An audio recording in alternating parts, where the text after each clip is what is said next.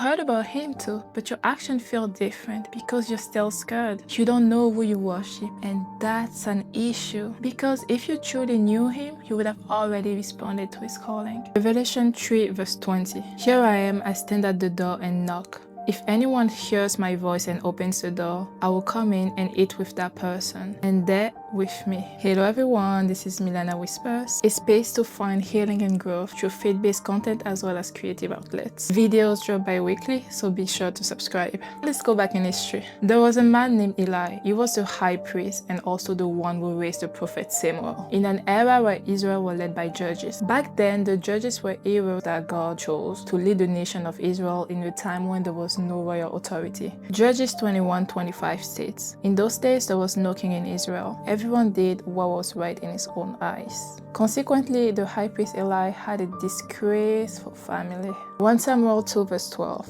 Eli's sons were scoundrels. They had no regard for the Lord, and they showed this by sleeping with the woman who was walking in front of the tent of meeting, as well as mistreating the sacrifices that were brought to God by picking out the best pieces for themselves, the bellies, rather than giving it to God. And just like in Samuel's time, God is still calling people today. But not everyone is ready to answer. That's why I want to give you 4 questions that will help you see exactly where you stand. First question. Is there an open seat? 1 Samuel 3 verse 1-2. The boy Samuel ministered before the Lord under Eli. In those days, the word of the Lord was rare. What was the word of the Lord?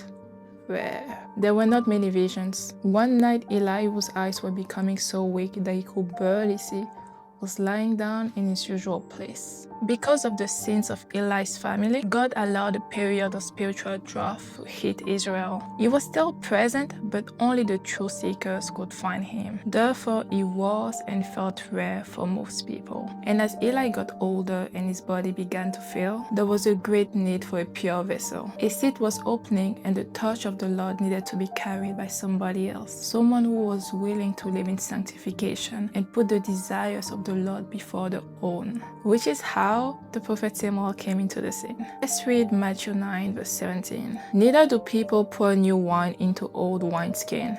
If they do, the skins will burst, the wine will run out, and the wineskins will be ruined. No, they pour new wine into new wineskins, and both are preserved. That's so beautiful to me, because it shows that the work of the Lord will keep on regardless of one's mistakes. If it did not work out with A, you will allow for B to rise. When I see this imagery of new wine, I also see a new oil, a new covenant, sanctification, and a purposeful life.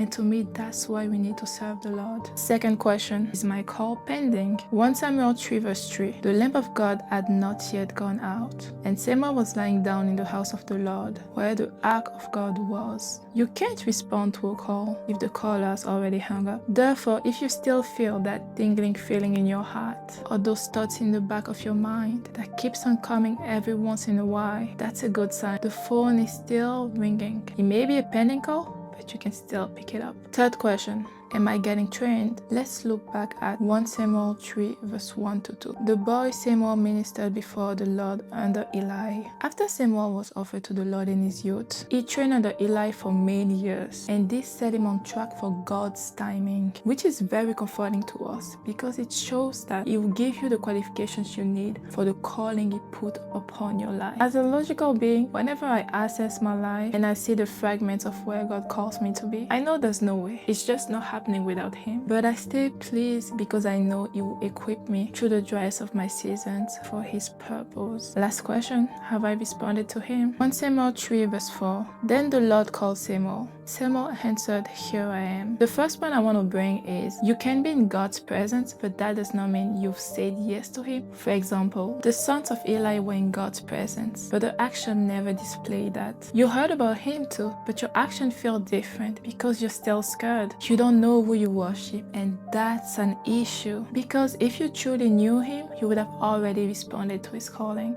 That's your dad. There's nobody else that cares about Him the way He does. And once you know that, once you experience His love, you cannot fear Him because you know that at the end of the day, everything He does is for your own good. What does Jeremiah says? For the plans I have for you, declares the Lord, plan to prosper you and not to harm you, plans to give you hope and a future. Then you will call upon me, come and pray to me, and I will listen to you. You will seek me and find me when you seek me with all your heart. Jeremiah 29, verse 12 to 13.